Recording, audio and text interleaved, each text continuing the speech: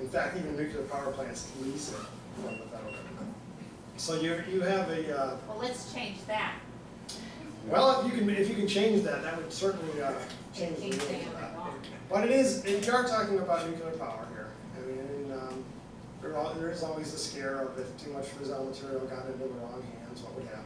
So I think you've got, quite a burden in trying to make that one fly. But more power to you if you can make it possible. We can get our hands on this and actually use it.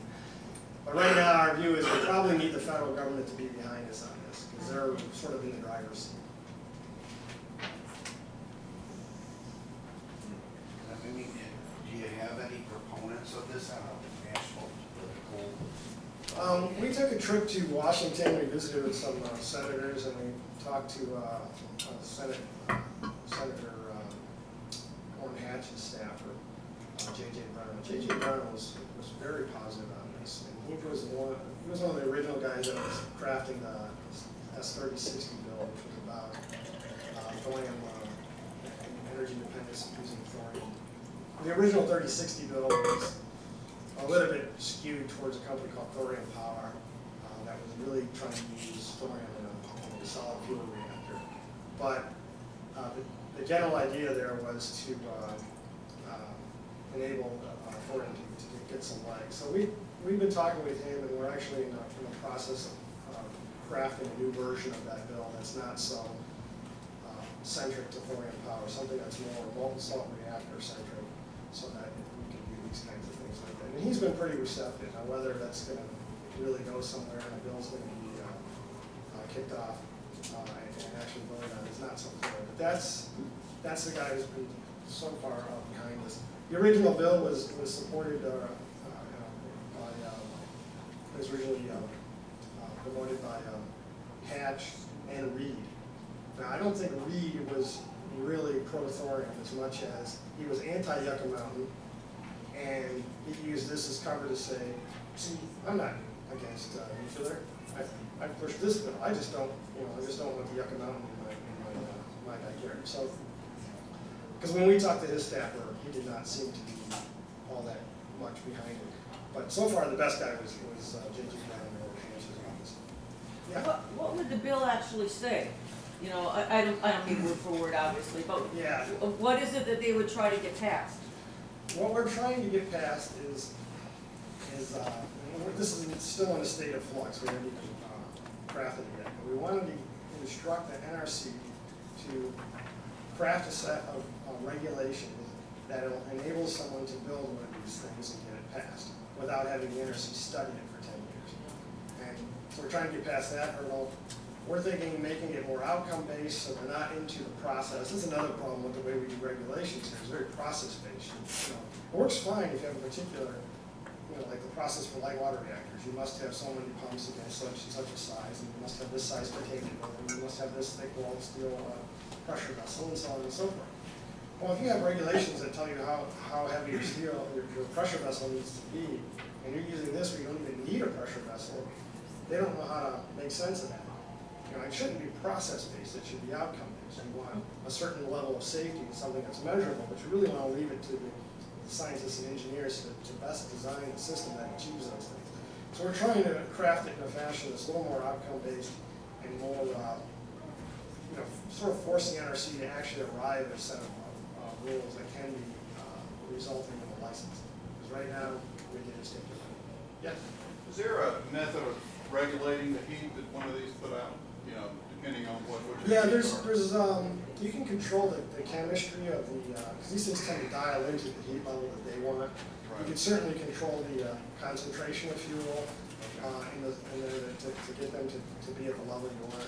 It's kind of neat in that you can get something like what they call load following, which you don't get in a lot of power plants today. But if for whatever reason the load is less today, you're drawing 20% less electricity. Rather than just keep burning the same fuel and generating that level of electricity that they call base load, and whatever's not used is wasted, you can actually, in this case, you can actually have the reactor reduce its reactions rate to match the load. So it's more efficient in that respect, too. There's a lot of advantages to it like that, but the biggest advantage, I think, is talking about using a source of energy that's 1,000,000-fold denser than anything we have now. We won't run out of it. In the liquid core format, you can do a lot of things. You can have it be built cheaply because it's not under pressure. You can extract some of the fission products themselves, and you know that another revenue stream. You can sell molybdenum-99, for example, in the medical community. There's some other projects that other elements that come out of there that are radioactive that are proving beneficial for cancer treatment and things like that. There's a lot of these different benefits you can do. You can desalinate seawater, and oh yeah, you can make electricity, and oh yeah, you can make synthetic fuels. I think the synthetic fuels one is probably going to wait for a second generation, just because the temperatures to do that well are going to be hotter. And so the materials guys have to do a little bit more homework to make all that come together. But in principle, that's very doable. So this thing has a lot of potential. I don't see really a whole lot of, I don't see any fundamental showstoppers. I see some engineering that needs to be done, but I don't see anything that's going to make this impossible by any stretch. If you compare that to some other esoteric ideas in the world of energy, like nuclear fusion, that's a tough nut to crack. Fusion's been studied for 30-some years, and 30 years ago they said, well, it'll be here in 30 years. Today they say, it'll be here in 30 years. So I'm guessing 30 years from now, it'll be 30 years away as well. So, and we spend an awful lot of money in our research labs, and you know, Department of Energy, they do a lot of research on it. They haven't produced 1 watt for the grid yet, but they do spend a lot of money to do a lot of research. Just make it a lot more local, like your generation plants, more local, the city could buy one in from the city instead of. Yeah, if you could produce a 200 megawatt plant, which these allow you to, you can scale these into multiple gigawatt plants all the way down to probably something approaching a couple of megawatts. And there's really no reason why you can't scale them around that entire range. You can make them small in power output, but you're going to lose efficiency because when you get much below a few megawatts, it doesn't scale in physical size much smaller. But the advantage of that is, at least for power companies, they don't really like building a gigawatt plus plant just because the market is difficult for them to predict. If you're gonna kick off a nuclear power plant, it's probably at least a 7-year ordeal. And so you have to figure on a gigawatt of electricity 7 years from now, will the market be there? One thing they like about natural gas, for example, is you can build those plants much quicker, about 3 years, and you can build them almost any size you want.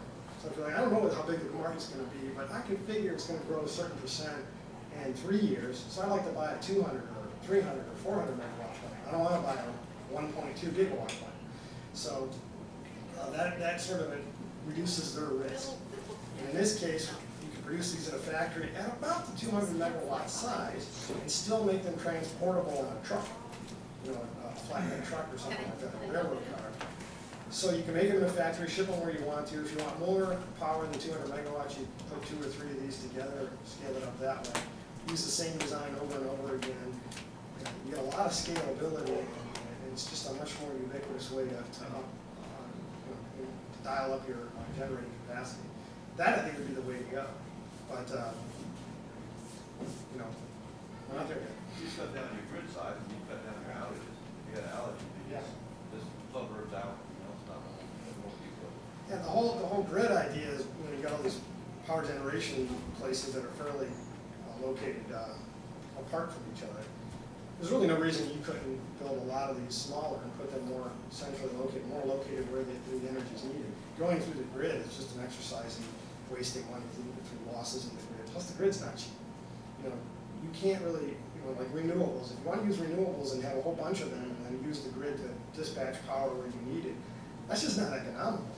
To build a grid, you know, these high tension power lines, they're really only economical if they're carrying power all the time.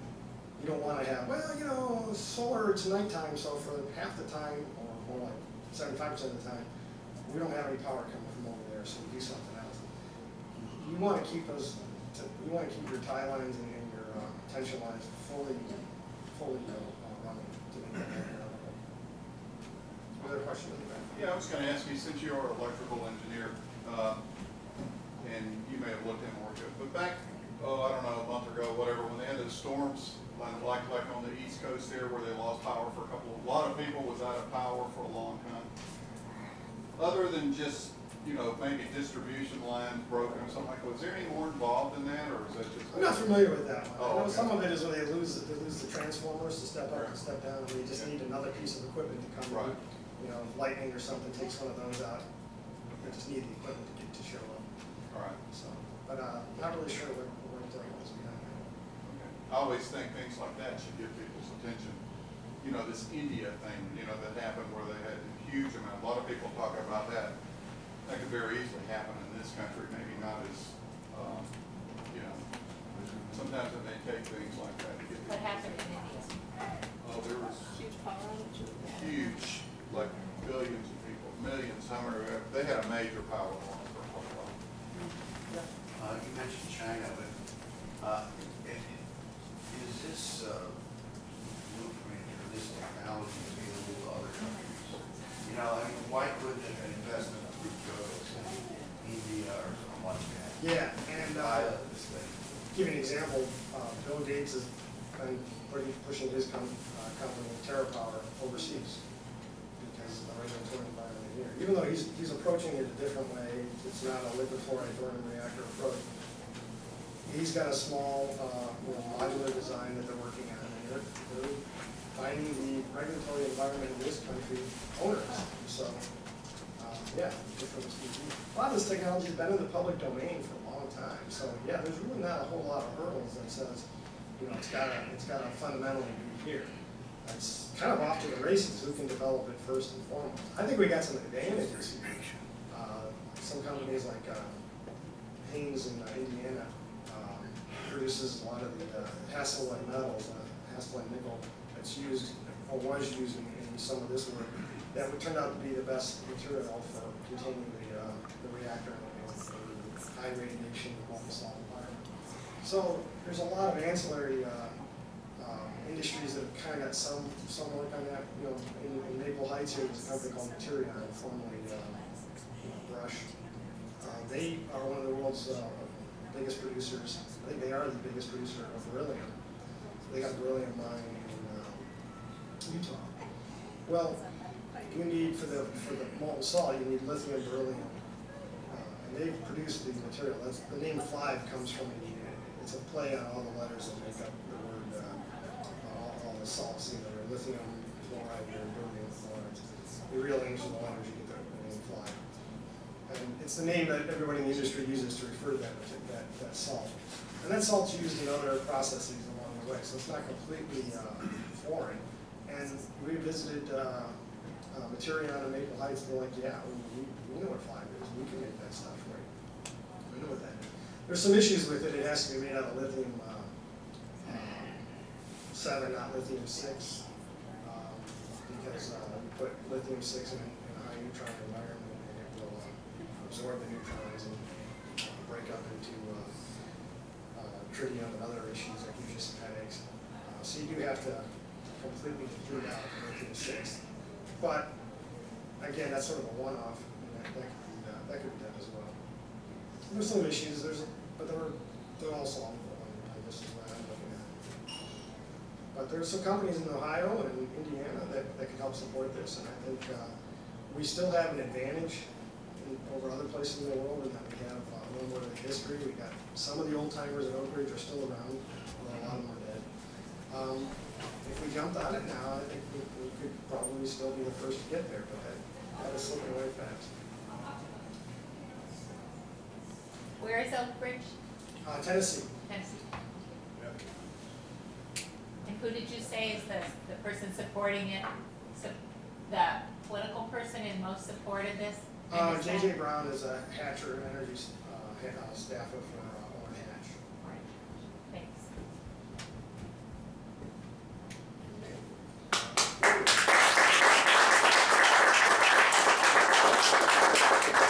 Very interesting and very informative. Yeah, I've been past Oak Ridge, an interesting place, since that's where I think that's where they built at least one of the nukes for World War II, wasn't it? Actually did only enrichment.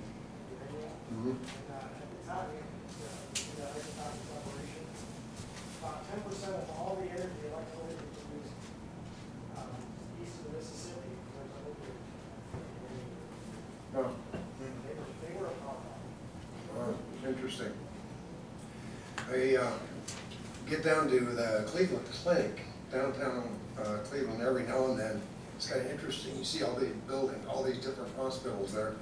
You get in them, you go through the tunnels. They're all really one building. And right on the corner, about a stone's throw from the windmill that I don't think powers anything. I think it's just there to spin and look good. Because right in one corner, there's this big building that produces all the electricity and steam that they use. And if you get there at the right time, this great big semi backs up, lifts up, and pours all the coal into the chute. It's coal powered. Now, you wouldn't think that talking to the Cleveland Clinic and all their liberal environmentalism, etc., but they are coal powered. At any rate, and it seems to me that we've got an unusual government here in Ohio right now. We've got all three branches of government. It's going to be even stronger in a few months with a new Senate leader. In a few months, hopefully, we'll have a complete Senate delegation, as well as an overwhelming majority of our congressional delegation that are all about developing the economy in Ohio.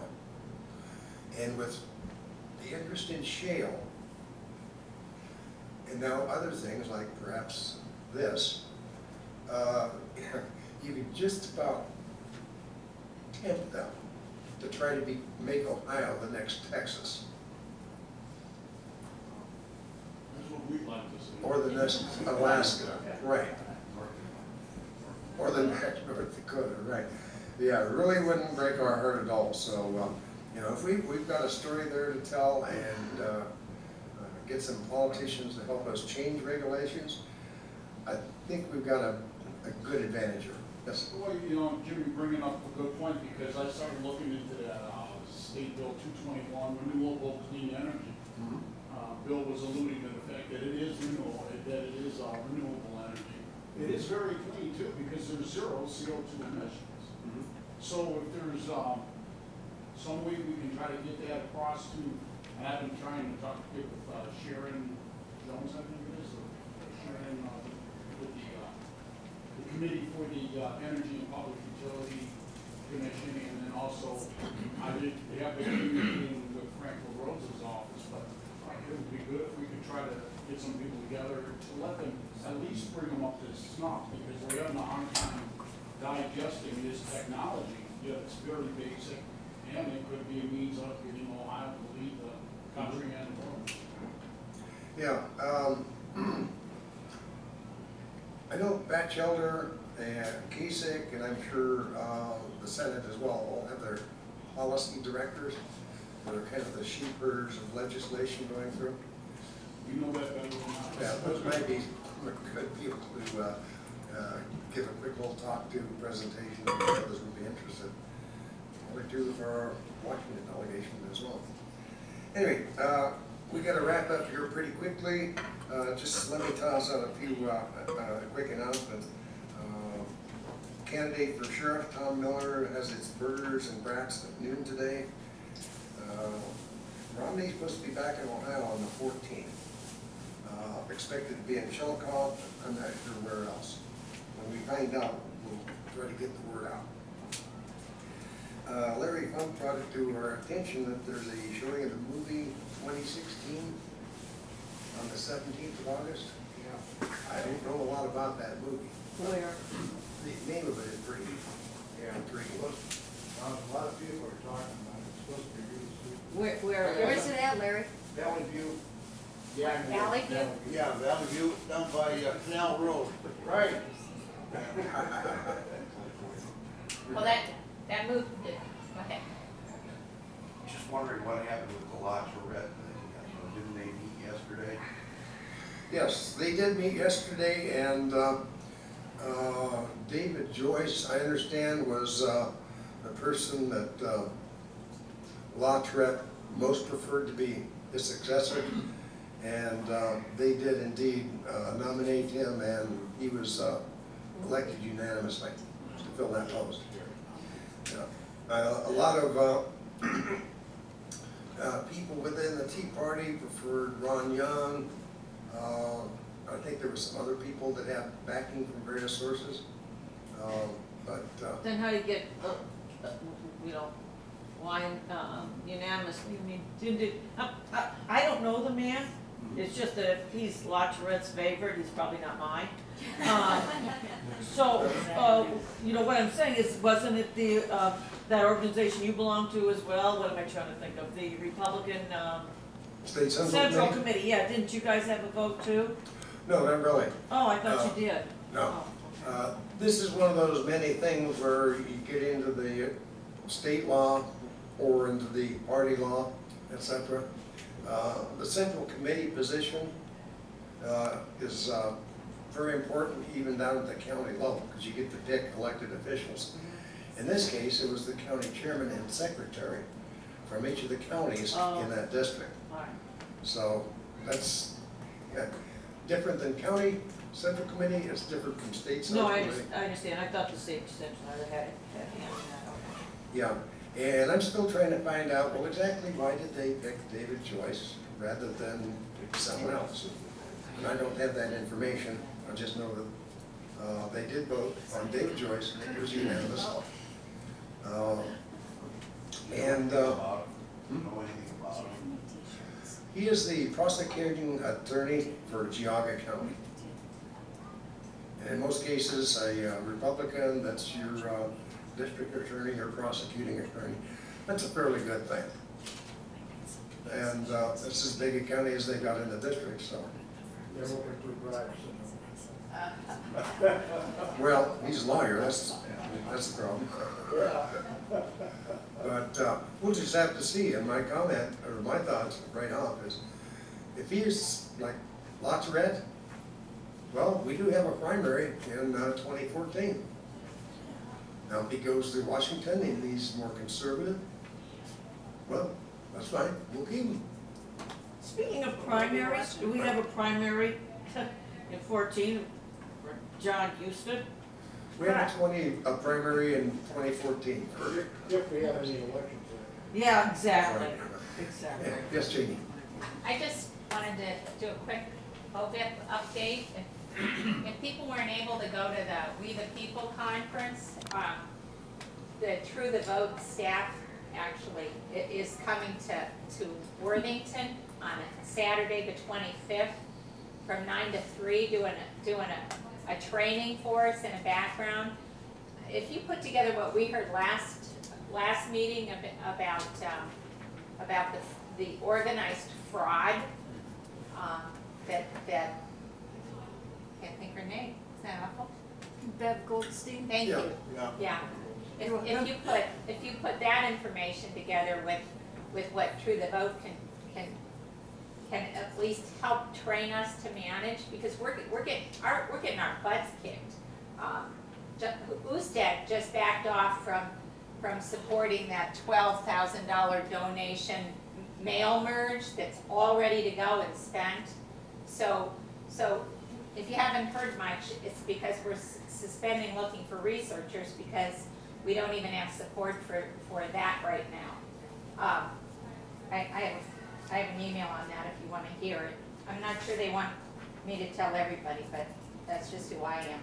So county coordinators, we have just suffered another serious blow to our initiative. Secretary Usted just came down with a directive late last night stating that the NCOA is not sufficient for a legal challenge to a voter. We are stunned and shaken. Our faith in him and the election process has taken another hit. Stop the preparation for the delivery of those challenges. We were all set. We were delivering on September 5th for our county. And all this is a mail merge that comes from the post office. You have to purchase it, but you take the post office database for the change of addresses and merge it with our voter rolls in Ohio, and it kicks out everybody that should be looked at. And so they were already dividing those. They've already done a trial turn-in Cincinnati, and they were going by the largest cities first because they're the spots where the most egregious crap has been happening. along with what Jim put in his flyer about Obama suing our state because we're giving 3 more days of absentee ballots for the military. And my son is moving to Germany, and his new citizen wife probably won't even be able to get that all done because they moved the end of August and they won't have permanent residence right away. So it is, the 45 states are involved with True the Vote, and for $20, if we could carpool anybody who's interested, to just go to Worthington from 9 to 3 and learn from these people. The speakers are Anita Moncrief, the person that defected from Acorn and blew the whistle on. I thought I knew everything enough to not be surprised down there, and the hair on my arms were standing up listening to her tell what's been going on for decades. So she's speaking. Also John Fund, co-author of Who's Counting, voter integrity expert, and Catherine Engelbrecht is the founder and president of the True the Vote. So they just kind of train us. They're doing 2 trainings so far, one in Colorado and one here. And I don't know, I just came back from visiting my son to hear that Obama's up everywhere. There's, I don't know. Let's do this. Let's precinct walk and try to see what we can do about this fraud thing, because they have already set it up with Soros funds supporting all these Acorn groups. They've done this already in place in Dayton, in Lorain, in Toledo, and now it's Cuyahoga's turn, and Bev came to talk to us about that. So let's mobilize the best we can to push back at the very least. Right. And I agree inform with you, Jamie. ourselves. Thanks. So if you're interested, my flyer will be here. Just one thing Jane had mentioned about Anita Moncrief. I don't ask me why, I'm too old, but I recently joined the Twitter world, and she's one of the ones I follow. I'm sorry I did, because I'm just pulling my hair out. The stuff that she's revealing, just to the Twitter world, is scary. Right. Anita Moncrief, so. Yeah, it is scary out there, and it's going to get worse. In fact, even if we win in November, it might get really scary until the following January. A little bit of a scorched earth thing. Anyway, the best thing we can do is to relieve ourselves of the worries, is to get out there and work. Work it out. Change the vote. Get more people to vote the right way. And find more people like us that will help.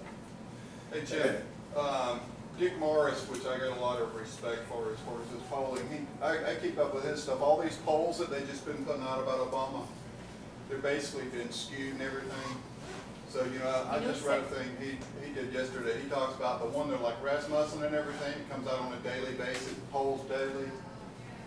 You know, Obama's not leaking on that. Actually, even the Fox poll skewed it 9% Democrat over Republican. Yeah. 9% was the It has to do with our Fox poll. polling thing, and I know Dick Morris is saying those are totally skewed. So it's nothing to stress out about. Yeah, I'll tell you what's really interesting. 4 years ago, the voter file in Medina County indicated that Medina County was 60-40, Republican or Democrat versus Republican. And I thought, wow, this is supposed to be a conservative county, yet Democrats outnumber the Republicans. Well, that was then, and this is now. I got a new voter file down